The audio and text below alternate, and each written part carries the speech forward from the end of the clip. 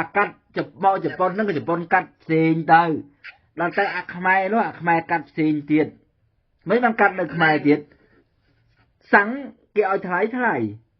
បងឯងចង់ត្រូវទៅជិះម៉ូតូ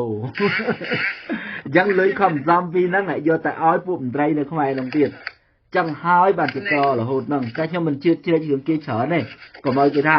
មើលអានេះមាត់ច្រើនណាមាត់ស៊ីមបលបហុកដែរកុំបាញ់និយាយច្រើនរឿងសំខាន់តែមួយគត់មានលទ្ធភាពជួយពលរដ្ឋខ្មែរយើងជួយទៅណែណាចង់ឲ្យយើងជួយលុះត្រាតែគាត់ស្រឡាញ់គ្នាដូចបងដូចប្អូនដូចម៉ែដូចឪទៅរឿងណាជិះជាន់ណារឿងអ្នកធំណាគៀបសង្កត់បងប្អូនចាស់ណាខ្លួនឯងទៅកុំឲ្យថាខ្ញុំនឹងញុះញង់ខ្ញុំចង់ញុះញង់គេទេនិ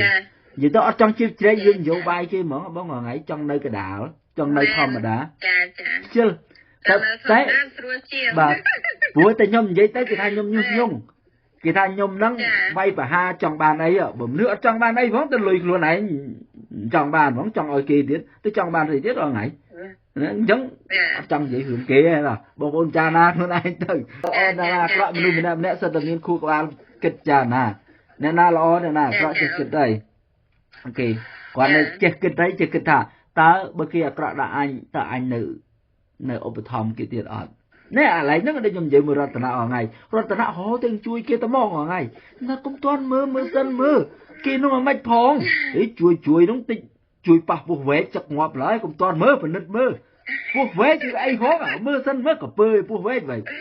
តែបើកូនឆ្លុះអីយើងជួយទៅណាលេងគ្រាន់តែថាអូយបងអើយងាប់ហើយហើយថៃនោះអត់ឲ្យងាប់ឡើយថាមើលសិនពោះវែកឬក៏កពើហើយបើមិនទាន់មើលដាក់ចំពោះវែកដឹងខ្លួនចឹកផោះឡើយអត់កើតទេណាអញ្ចឹងពួកអ្នកធំដូចគ្នាពួកអ្នកធំហ្នឹងណាពួកសត្វដេរឆានទេវាកដាលគិតពួកយើងទេបើយើងយកបានលុយទៅពុនចុងវិឡាឡានថ្មីគឺហាដែលលេងសបាយដែលឃើញអាអ្នកធំណាដែលអត់ចេះដើរលេងសោះដែលឃើញទេអាអ្នកធំណាក៏ដើរលេងអាអ្នកធំណាក៏ប្អួតនេះកូនខ្ញុំកូនគេនឹងសារៀនសាលារាប់ម៉ឺនឆ្នាំហើយលុយបានមកពីណាបានមកពីរាជហើយកូនរាជវិញកាជះគេនៅស្រុកថៃអត់តែមានសាលារៀនផងហើយបូមពីគ្នាហ្នឹងបូមគ្រប់រូបភាពទាំងអស់គ្នាធ្វើស្រែឆ្នាំនេះខ្ញុំនិយាយត្រង់ឆ្នាំហ្នឹងមកឲ្យដឹងហើយស្រូវមក100គីឡូលក់បានតែ70000ទេ70000ទេប៉ុន្តែពួកអាអ្នកធំមកទិញស្រូវនឹងយកទៅកិនអង្គ1គីឡូ3500បាយគិតមើលអញ្ចឹង100គីឡូស្រូវកិនបានយ៉ាងតិចបំផុតក៏50គីឡូអង្គដែរហើយ50គីឡូអង្គម៉ានហើយវាចូល200,000បាទហើយកសិករទូបានតែ7ហ្នឹងខ្លួនឯងលក់200,000អញ្ចឹងចំណេញ130,000ចំណេញលើគោកគៀបសង្កត់ខ្លាំងអត់វាហួសហេតុអង្គថ្ងៃ3500គឺឬក៏3000ហើយស្រូវលក់បានតែ700ទេទូទាត់ទៅស្រូវ100គីឡូគាត់បានតែ70000តែ100គីឡូយកទៅកិនណាយកទៅកិនឲ្យលក់ចេញជាអង្គបានដល់200,000ណាស្រូវធ្វើមកលីសផ្កាមដួលនេះនឹងយ៉ាងហោចណាស់ក៏7 8 10,000ដែរអញ្ចឹងចំណេញយ៉ាងតិចបងពាក់កណ្ដាលដែលពលរដ្ឋខ្មែរយើងអ្នកដាំនឹងអត់តង់បានរួចខ្លួនណាហើយអាអ្នកដែលមកទិញនឹងចំណេញពាក់កណ្ដាលធ្វើបាបគ្នាអត់ចាធ្វើបាបហួសហេតុបានអីអញ្ចេះទៅឥឡូវចេះ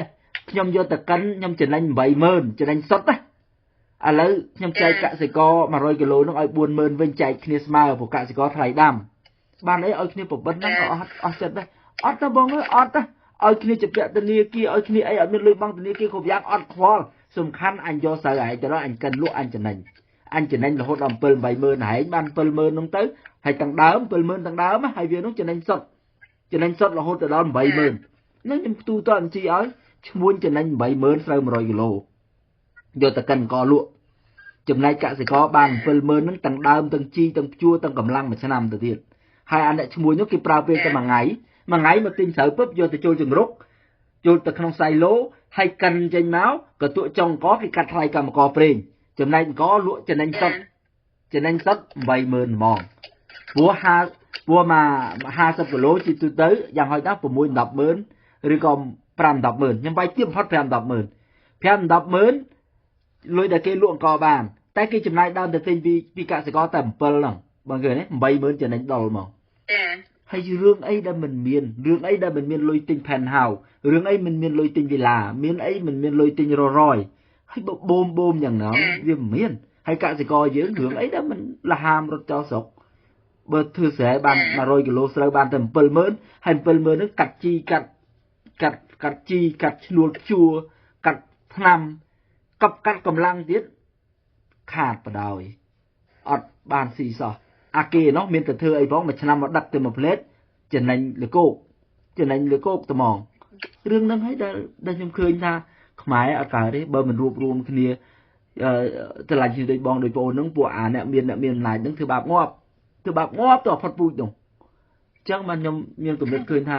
ត្រូវតែមកឆ្លាញ់គ្នាបងប្អូនអើយបើមិនឆ្លាញ់គ្នាទេគឺដោះស្រាយបញ្ហាហ្នឹងអត់កើតទេហើយមានអ្នកខ្លះគេសួរខ្ញុំដែរគេថាហើយចុងបើខ្ញុំគ្រាន់តែឆ្លាញ់គ្នាស្រូវខ្ញុំឡើងថ្លៃទេខ្ញុំថាឡើងថ្លៃខ្ញុំសន្យាត្មងហ្នឹងឆ្លាញ់គ្នាតឆ្លាញ់គ្នាអូនមិនឡាញ់បងអូនឡាញ់បងត្រូវឡើងថ្លៃខ្ញុំនិយាយលេងណាប៉ុន្តែបើបងឯងជាមួយរតនៈខ្មែរគ្រប់គ្នាស្រឡាញ់គ្នាជាធ្លុងមួយស្រូវឡើងថ្លៃទៅលងក៏ឡើងថ្លៃដែរហេតុអីបានឡើងថ្លៃបងដូចខ្ញុំនិយាយចឹងអង្គគេលក់ 3,500 វាបើយើងគិតថាគិតថាតម្លៃអង្គហ្នឹងធៀបជាមួយតម្លៃស្រូវវាខុសគ្នាអញ្ចឹងបើសិនជា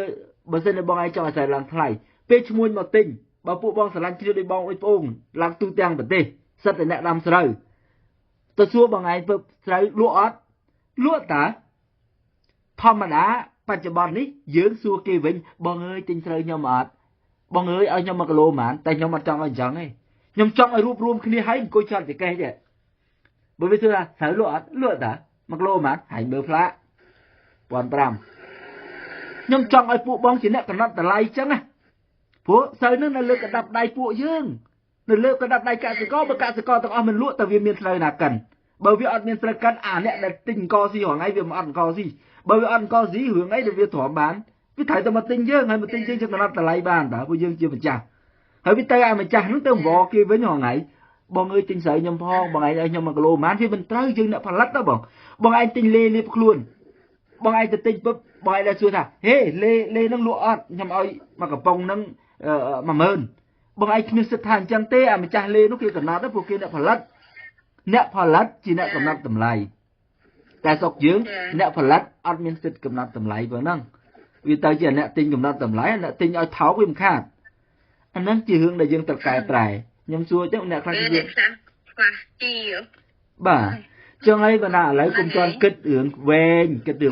ពិបាកឥឡូវដំណើរទី1រួបរวมគ្នាដូចបងដូចប្អូនសិនទៅដើម្បីដោះទាល់អារឿងអត់ការងារមកពេលនេះ